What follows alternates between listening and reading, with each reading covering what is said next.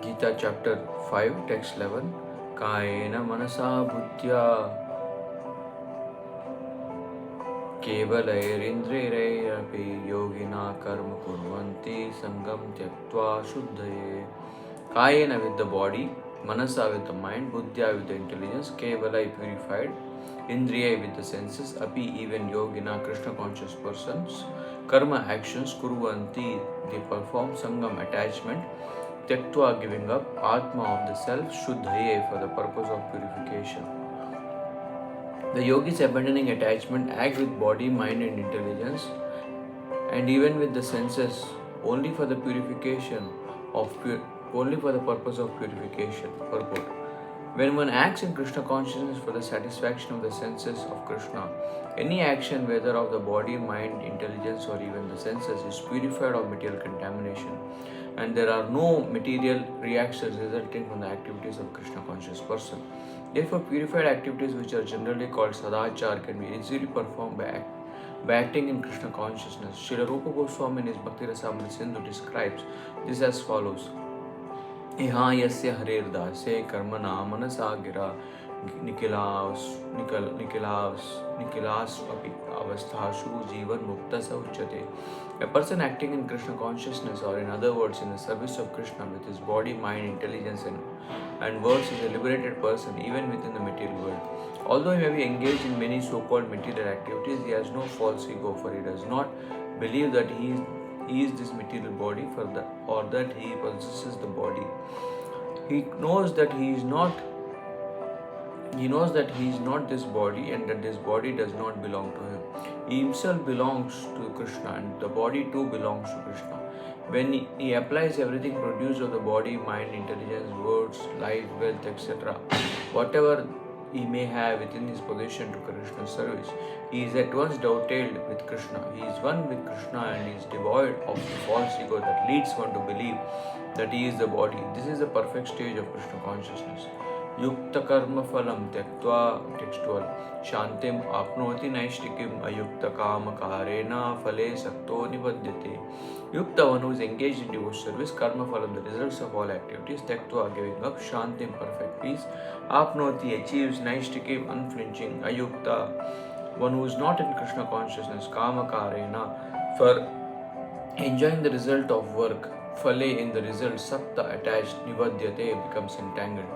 Translation: the steadily devoted soul attains unadulterated peace because he offers the results of all activities to me, whereas a person who is not in union with the divine, who is greedy for the fruits of his labor, becomes entangled. Purport: the difference between a person in Krishna consciousness and a person in bodily consciousness is that the former is attached to Krishna whereas the latter is attached to the results of his activities. The person who is attached to Krishna and works for him only is certainly a liberated person and he has no anxiety over the results of his work. In the Bhagavatam, the cause of anxiety over the result of an activity is explained as being one's functioning in the conception of duality, that is, without knowledge of the absolute truth. Krishna is the supreme absolute truth, the personality of Godhead. In Krishna consciousness, there is no duality. All that exists is a product of Krishna's energy, and Krishna is all good. Therefore, activities in Krishna consciousness are on the absolute plane. They are transcendental and have no material effect. One is therefore filled with peace in Krishna consciousness. But one who is entangled in profit calculation for sense gratification cannot have that peace. This is the secret of Krishna consciousness. Realization that there is no existence besides Krishna is the platform of peace and fearlessness. Text 13. Sarva karmani manasa sannyasaste sukham vashi navadvare pure dehi naiva kurvanna karayan. Sarve, all karmani activities, manasa by the mind, sannyasya giving up, aste remains, sukham in happiness, vashi one who is controlled, navadvare the place where there are 9 gates, pure in the city, dehi the embodied soul, na never eva certainly, kurvan doing anything, na not, karayan causing to be dull. Translation: when the embodied living being controls his nature and mentally renounces all actions, he resides happily in the city of 9 gates, the material body, neither working nor causing work to be done. Purport: the embodied soul lives in the city of 9 gates. The activities of the body or the figurative city of the body are conducted automatically by its particular modes of nature. The soul, although subjecting himself to the conditions of the body, can be beyond those conditions if he so desires. Owing only to forgetfulness of his superior nature, he identifies with the material body and therefore suffers. By Krishna consciousness, he can revive his real position and thus come out of his embodiment. Therefore, when one takes to Krishna consciousness, he at once becomes completely aloof from the bodily activities. In such a controlled life in which his deliberations are changed, he lives happily within the city of the nine gates. The city of nine gates are mentioned as follows. नवद्वारे पुरे देहि हमशो लेरायते बहि वशी सर्वस्य लोकस्य स्थावरस्य अचरस्य च. The Supreme Personality of Godhead, who is living within the body of a living entity, is the controller of all living entities all over the universe. The body consists of nine gates: 2 eyes, 2 nostrils, 2 ears, 1 mouth, the anus and the genitals. The living entity in his conditioned stage identifies himself with the body, but when he identifies himself with the Lord within himself, he becomes just as free as the Lord even while in the body. Shvetashvatara Upanishad.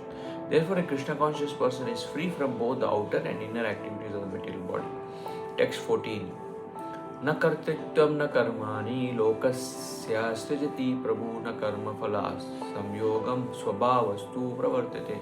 Na never kartritvam proprietorship, na nor karmani activities lokasya of the people, srijati creates prabhu the master of the city of the body, none nor karma phala is the results of the activities, samyogam connections, swabhava the modes of material nature too, but pravartate act.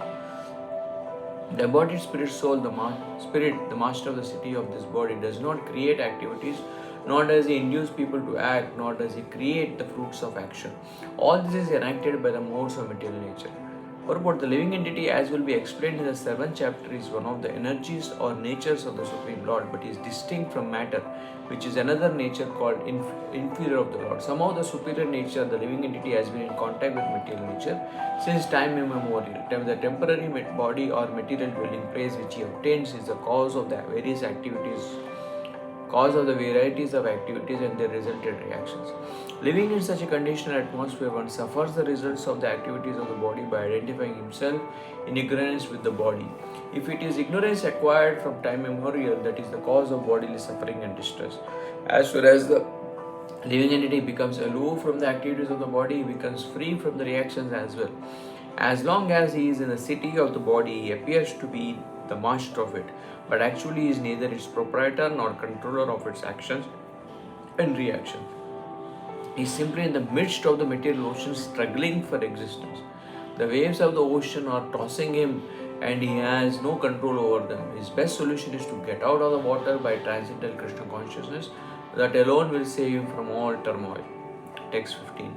Nadatte kasyatit papam nachaiva sukritam vibhu ajnane navritam jnanam tena muhyanti jantava.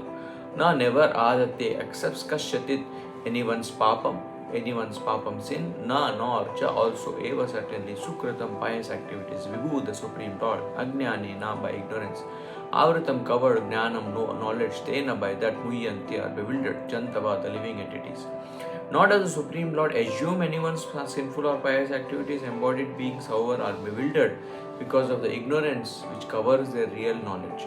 Purport: the Sanskrit word Vibhu means the Supreme Lord, who is full of unlimited knowledge, riches, strength, fame, beauty and renunciation. He is always satisfied in himself, undisturbed by sinful or pious activities. He does not create a particular situation for any living entity, but the living entity, bewildered by ignorance, desires to be put into certain conditions of life, and thereby his chain of action and reaction begins. A living entity is by superior nature full of knowledge, nevertheless he is prone to be influenced by ignorance due to his limited power. The Lord is omnipotent, but the living entity is not. The Lord is Vibhu or omniscient, but the living entity is Anu or atomic. Because he is a living soul, he has the capacity to desire by his free will. Such desire is fulfilled only by the omnipotent Lord, and so when the living entity is bewildered in his desires, the Lord allows him to fulfill those desires, but the Lord is never responsible for the actions and the reactions of the particular situation which may be desired. Being in a bewildered condition, therefore, the embodied soul identifies himself with the circumstantial material body and becomes subjected to the temporary misery and happiness of life. The Lord is a constant companion of the living entity as the Paramatma or the Super Soul, and therefore he can understand the desires of the individual soul, as one can smell the flavor of a flower by being near it. Desire is a subtle form of conditioning for the living entity. The Lord fulfills his desire as he deserves. Man proposes and God disposes. The individual is not, therefore, omnipotent in fulfilling his desires. The Lord, however, can fulfill all desires, and the Lord, being neutral to everyone, does not interfere with the desires of the minute, independent living entities. However, when one desires Krishna, the Lord takes special care and encourages one to desire in such a way that one can attain to him and be eternally happy. The Vedic hymns therefore declare, Eshao hi eva sadhu karma karyati tam yam ebhyo lokebhya unnishate Eshau eva sadhu karma karyati yam adho ninishate. The Lord engages the living entity in pious activities so that he may be elevated. The Lord engages him in impious acts so that he may go to hell. Kaushitaki Upanishad 3.8. Agno jantur anishoyam atmana sukha dukkayo ishvara prerito gacche swargam vashu abhram evacha. The living entity is completely dependent in his distress and happiness.